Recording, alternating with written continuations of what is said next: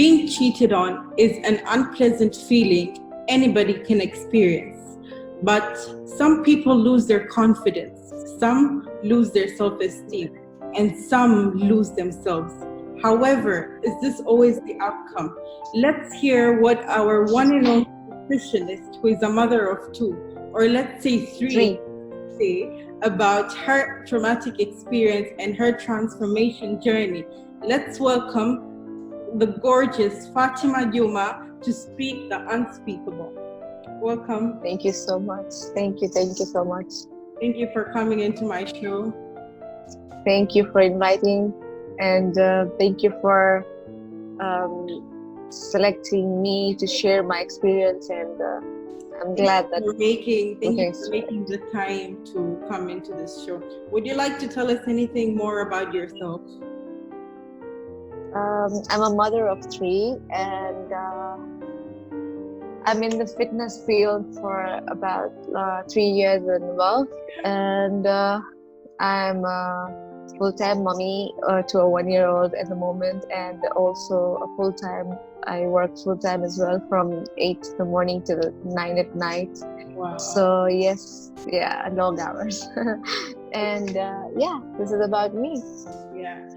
Tell us something more about your journey as a chubby girl before your first marriage and after your first marriage. What was your experience like?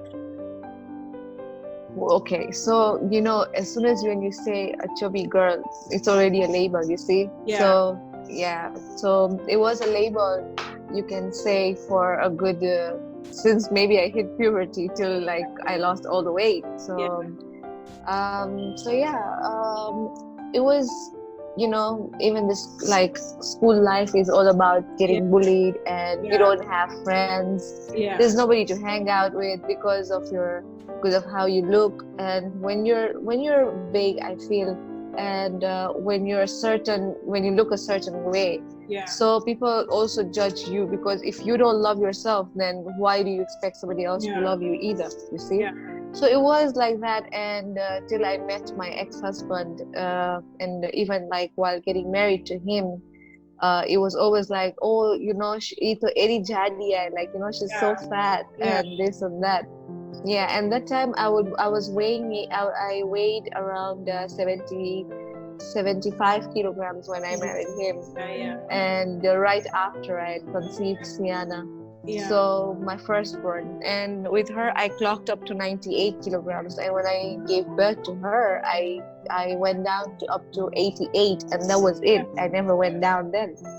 And then getting divorced and all the traumas, and getting diagnosed with another hormonal disorder, that is thyroidism, which only makes it difficult to lose weight. Because and in spite of that, managing to lose all that weight and getting on my feet and doing my degree at the age of 22, like that's the time when people are done with their studies, right?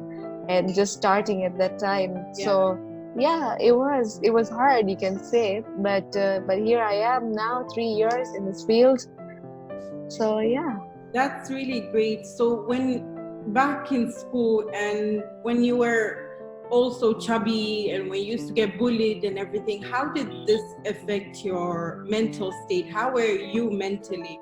Like, tell us more about. I think I became a people pleaser, you can say.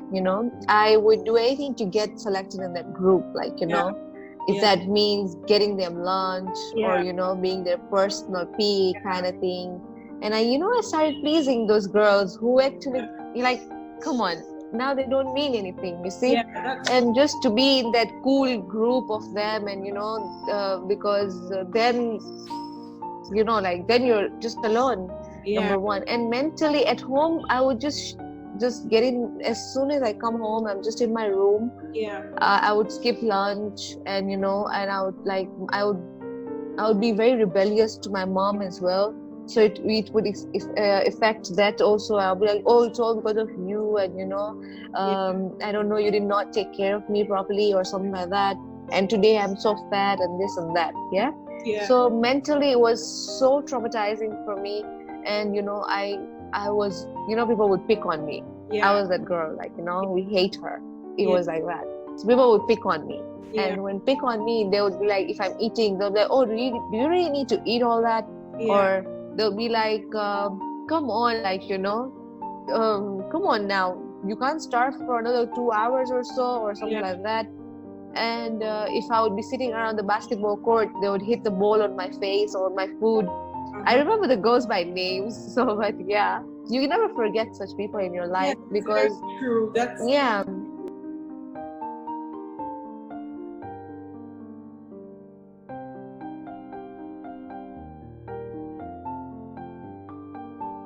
like I can relate when I was bullied back in school.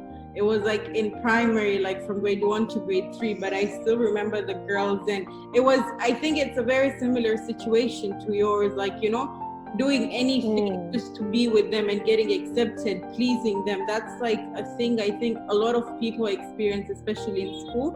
Like you want to be part of, you want to be part of a group, you want to be their friends, otherwise you're just going to be alone. And people would take being alone like a very wrong thing, like in a very negative way, right? Yes, true. Yes, I really love because then they label you. They label you. I really love the lesson when you say that. I think this is something our audience really need to hear about, that you please people who are not even going to matter right now, so that's a very great point. And for you personally, being in that state, was there a difference in your previous relationship before and after you got married? Did it affect you in any way or affect your relationship because of your weight? Yes, because then, as soon as you're big, then you're, as soon as somebody sees, okay, she's fat, okay, then she's ugly. They will not even take a minute to look at your face. Okay, like, okay, she has this feature, or how she is as a person herself. So they don't look at these things. They'll just be like, oh, okay, she has a sexy figure. Okay, so now I need her. You get me? But so my relationship was, I was cheated on. So I was cheated on, but I would say, is it because of my weight or is it because of other things? I don't know. But weight was one of the major issues, that maybe that he lost interest because I was fat, or I don't know what happened. Yes. Because it was right after Sienna was born. Yeah, that's even a really great point that you say that, people these days just check your body and the size of your waist and, things like this, and then they if she has a tiny waist and then she's thick, okay. That's totally true. Like I've had like friends experience things like this. Personally, I've experienced something like this, and I think it's a very traumatic and horrible phase to experience, because people judging you because of your physical look and your body. That's exactly. Yes. After you found out you were first being cheated on, what was your first reaction? Like, what was your first mental reaction emotionally? How did that first trigger you? I broke down. I was suicidal, because at that point, that person mattered to me the most.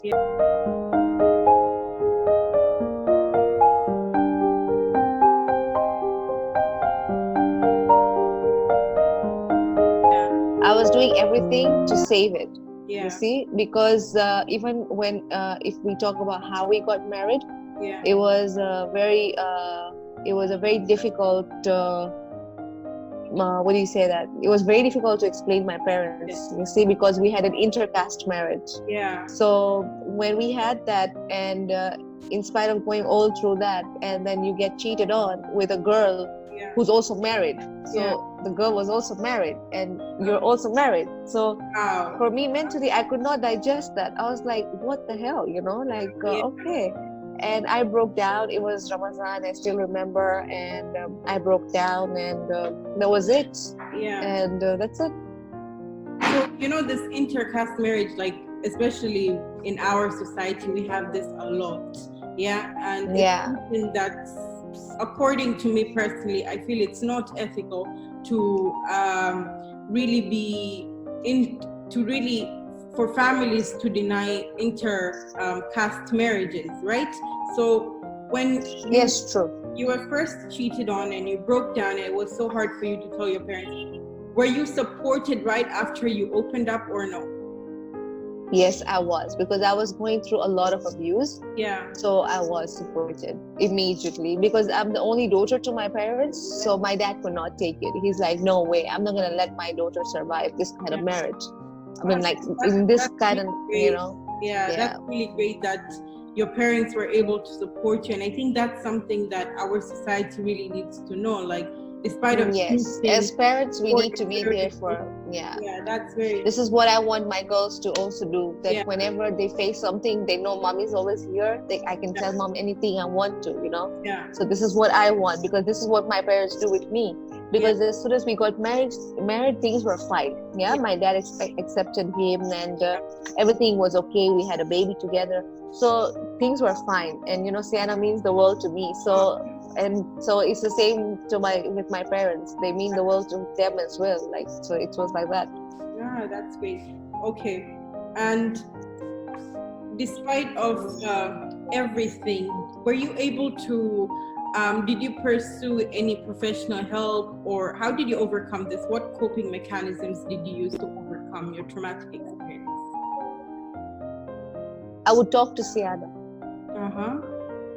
So there was a time when I was so suicidal, like I had the pills in my hand ready, and she was around 10 months or 9, if I clearly remember, and I had the pills in my hands, and I was about to eat them, and then from behind she calls me mama, and then I just turned and I looked at her, and then I was like, no, she needs me. I need to live. I need to live for her. Yeah. And whenever till today, if I am going through something, I'll just sit with her, and I'll tell her, like, I will not, of course you can't expose the child to men like heavy topics, but I would just sit and talk to her. I would chill with her, and then I would just be fine. It's weird because people will be like, come on, she's suicidal, how could she just talk to a kid? But trust me, you know, for me, my daughter is my strength till today. And even that time, she was my only strength that I had. And till date, I can't take, like, and people say I'm obsessed with her, and I'm fine with that. I take it as a compliment. Okay, I'm obsessed with her. Right? So yeah, this was one, and another one was my mom. My mom made me talk to somebody in Karachi, and that person would talk to me, and he was a counselor, and I would speak to him as well and tell him everything. And alhamdulillah, I never went on any pill or something. It was getting better when I was letting it out. Then I started saying what exactly was happening back in the house. And when I let everything go, and when I finally accepted that the certain person cannot be mine, I moved on then. Because then right after my divorce, I went away. I flew to UK to my aunt, and my aunt also used to counsel me, because she's done this, and she used to counsel me. We used to go out and speak and this, and she would tell me, you know, always have faith, and always, you know, God is all, you know, He's the all-knowing, He's very merciful, this and that. So, and really, it even brought me closer to Allah subhanahu wa ta'ala. And I think this surrounding really, I would not say, okay, you have a mental issue, okay, then just go pray. No. Of course, I was counseled by my aunt, by the therapist in Karachi, and my daughter was also there. So these all things, they helped me. And then when I got into fitness, and I think that was my one way to relax and unwind as well. So I would go work out, and that would make me cool down. Or, you know, if I developed anger issues, I would get really angry, and a small thing, I would freak my mind. I would lose my mind. It was like that. But then I started doing yoga, and, you know, these things also, like meditation and everything, and then it helped me out. That's true. Meditation, yoga, and workout really helps. Like, I can totally agree with that. It helps with a lot of negative emotions. It takes away a lot of negative emotions. And it's great that you even went for counseling, and you even had your daughter to talk with, okay? And give you hope and everything like that.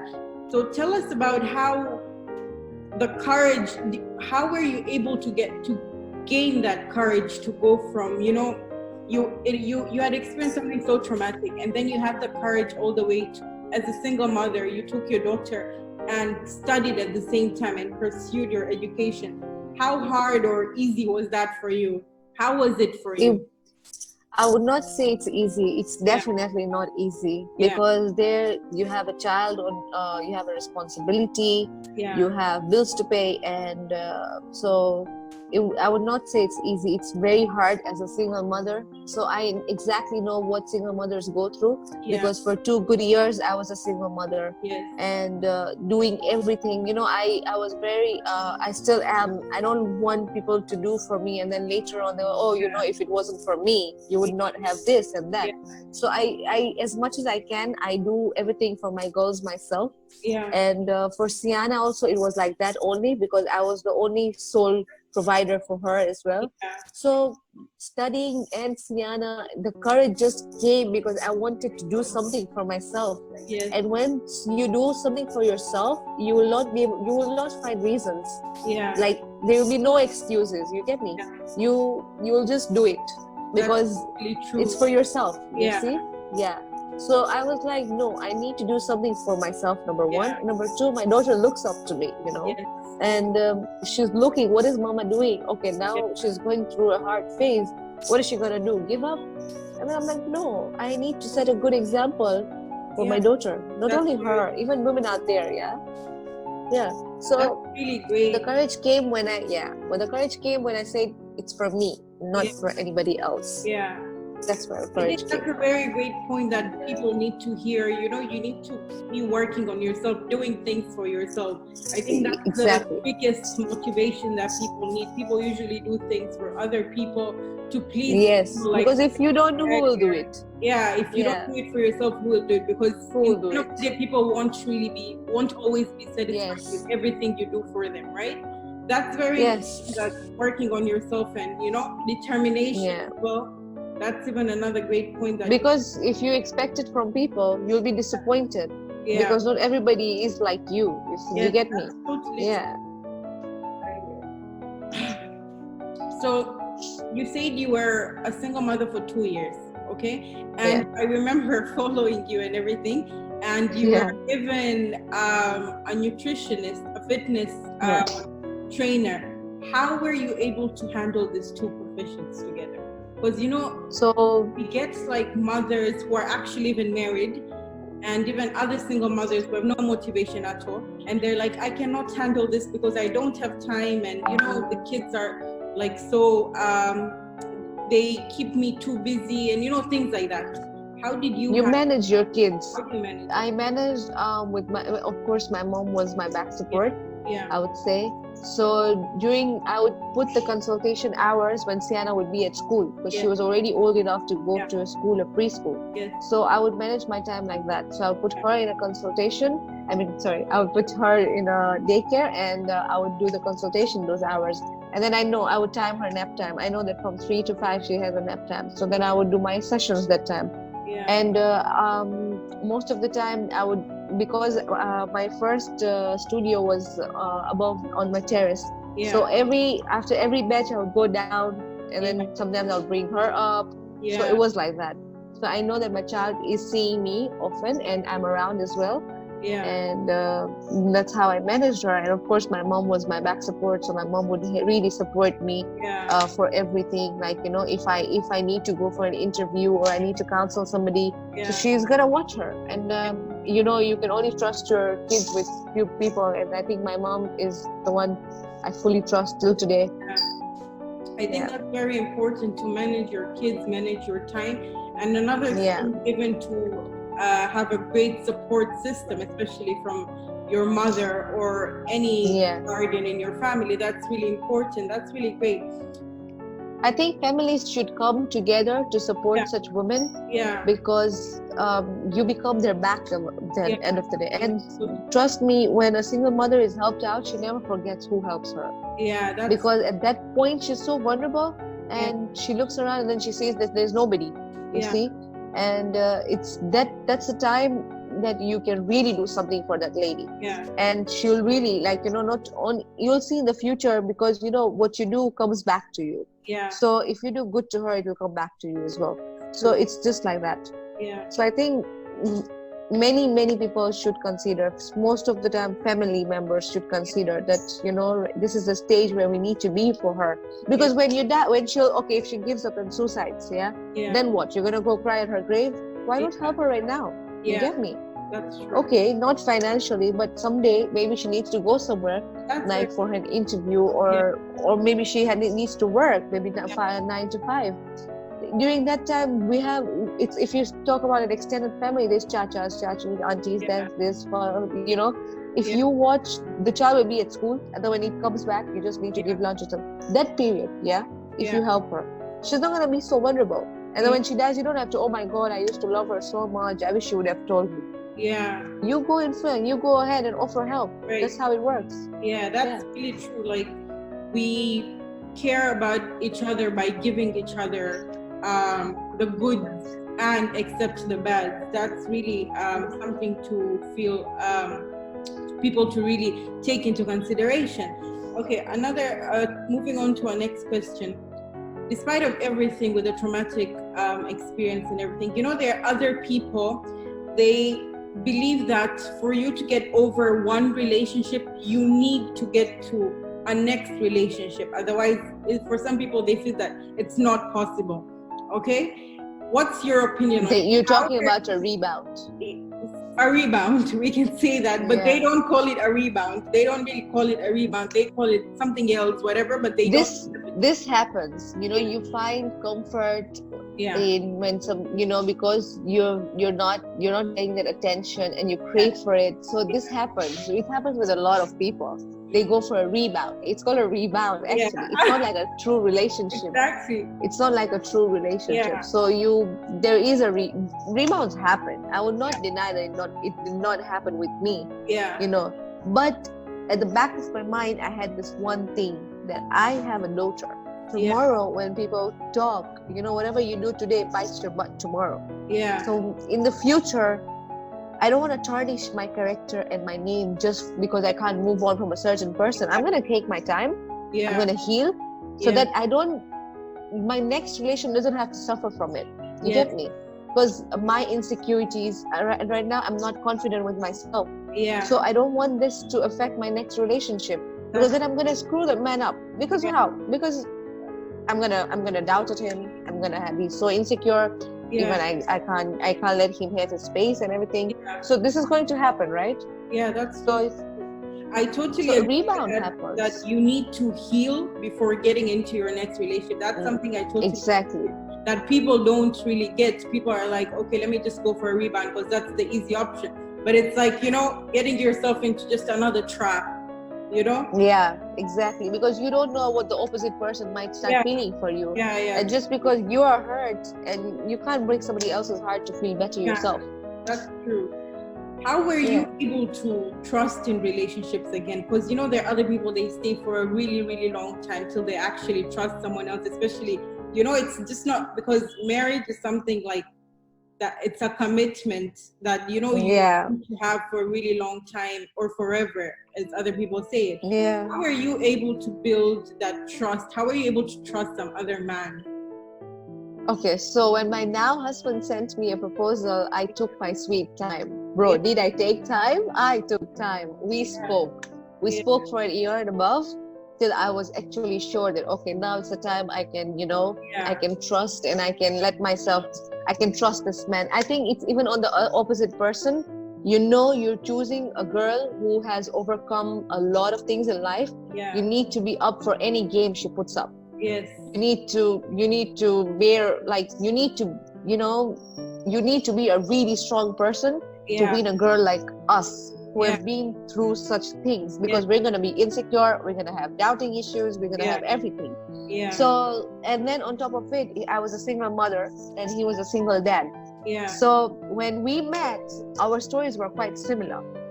Because let's face it, because men go through such things as well. Men get cheated on too, and men suffer from abuse at home as well. It's not like a hidden story, because so we were both broken people trying to mend each other. You get me?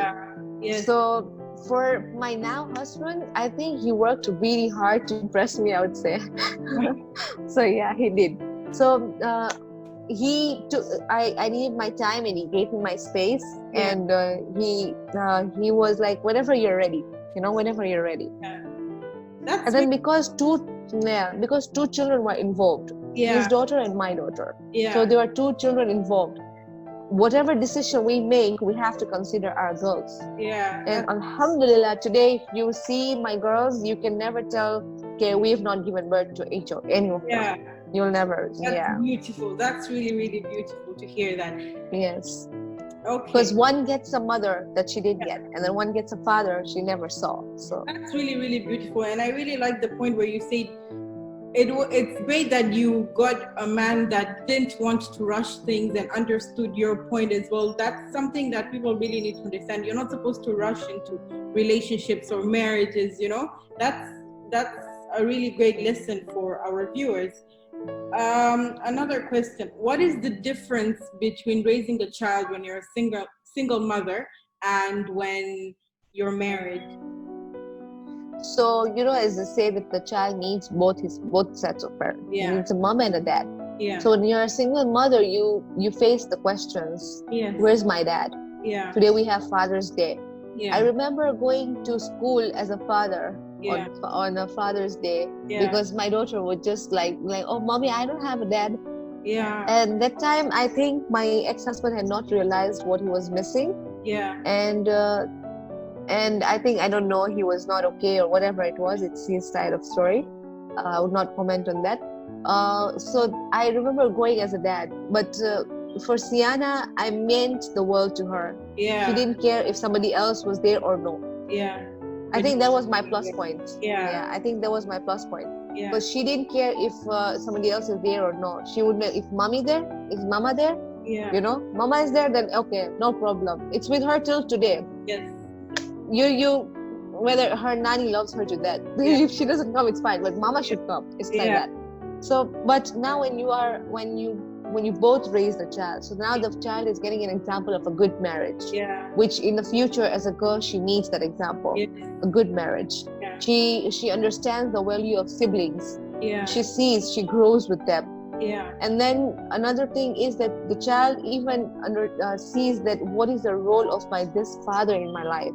He's brought me up, and from the age of 3 till now she's 5, he's brought me up, and this is this is his position. Tomorrow, even if she grows up and if she's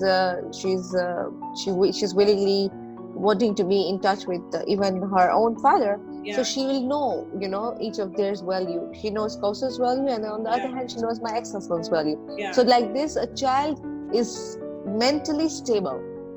Rather than you tell, oh, your dad this. No, I did not do this with Sienna. I did not tell her what her dad did to me. I did not tell her that, because this is none of her business. It's between me and the child and the father has a different relationship. You don't interfere there. Even even Islamically, and even like this also, it's not your right to interfere. You need to give her those rights. You can't deny her rights. I love that point where you said as a child, like, you should not interfere her relationship with her parents. Most of the time you might find that in divorces, when a couple fights or things like that, one of the parent tends to talk negatively to the child about the other parent, and that's really wrong. Like, you're not. And that's very wrong, because like that you mentally unstable the child, which is not right. That's very because she meets him, and you would not say that, you can even tell that there's nobody's, because this is what I hate. I don't like to brainwash my kids. Okay, when they grow a certain age and the day maybe she questions me, okay, I'll tell her. We'll sit her down, we'll speak to her. Unless if she does. But then she doesn't need to know what's wrong and what happened and everything. She doesn't need to know that. I think that's my choice as a parent. But I don't know what others think. But as a parent, I see the betterment of my child. I would not see what's in my favor. Yeah, I totally agree with that. I would totally agree with that. That when a couple fights, you should not bring a child in between, and the child should not be negatively brainwashed about any parent, because in the end of the day, it was between the two of you that didn't work out. It's not because of the child. The child has nothing to do with your fights. That's a very important point. Another thing is that as a nutritionist, you have trained you have trained a lot of people, right? Yes. And personally, for you and how you have seen your clients, okay, other people say that you gain confidence and self-esteem because at times you have like the perfect body, or after gaining the perfect body and everything like that, the so-called perfect body. I wouldn't say perfect body, there's nothing like that, but after you've lost weight and everything. So what is your opinion? Do you think that confidence comes from losing weight, or it's something that when you're working out towards, it's something to do with changing your mindset? What's your opinion on it? And according to I think confidence comes when they start loving themselves, whether it's by getting mental peace, or whether they shed a few pounds, or whether they fit into a certain size, or lastly, even if they conceive. Because I have worked with over 100 plus women. Yes. And everyone has a story. Every lady has a story. She's here for a certain reason. Sometimes she needs that me time. It's her me time. Sometimes they want to look good in a wedding, and it's nothing wrong to shed a few kilos to look good. There's nothing wrong in that. If they are her goals, you need to respect them. Others come to me for gaining weight. So there's everything. You get me? Others come because they want to conceive, because it's 6 years down the line, and if weight is the issue, bro, I'll help you. You want the baby, I'll give it to you. It's like that. So others come. There's so many ladies who come for so many different reasons. And I think confidence comes when they start loving themselves, whether it's by, like I said, like losing, gaining, conceiving, or just their me time. That's when they get confident. That's when they start loving themselves. Even if a girl is pretty, you tell her she looks pretty, she feels happy. She knows it back in her mind. I'm pretty, I know it. But then if you tell her, it's like you feel pretty. You feel validated. Exactly. Validated. Exactly. Okay, thank you for answering. Right now we're going to go to our final round, the speed it up round. Okay, so you have to answer the questions really quickly. Okay. If you had to change one thing in your life, what would that be? Nothing. Your best life decision? Marrying my now husband. Your worst life decision? Marrying my then husband. Okay, which of the following would you choose? Okay, being a nutritionist or a mother? A mother. Nutritionist or a wife? Nutritionist. Running on the treadmill or at the park? At the park. HIIT workouts or Zumba? Zumba. I'm famous for that. Chicken salad or your mother's biryani? My mom's biryani anytime, dude. Okay, the last one. An unspeakable statement that you would like to give to our viewers. Be you. Love yourself. There are two, yeah? Yeah. Be you. Love yourself. And never think you're anything less than anybody else out there. I love that. So thank you so much for coming into our show. Thank you so much. Unspeakable with me, sharing your experiences, your life stories. We really, really need that right now, especially in our platform and the mental health organization that I've started. Like, we really need people to open up about their mental experiences. True. I really loved your courage with everything that you're going through, yet you managed to overcome it by counseling and everything like that. Not everybody still has that courage. Like, that was very courageous of you. Thank you so much. Thank you so much for having me, Oma. Thank you. Thank you.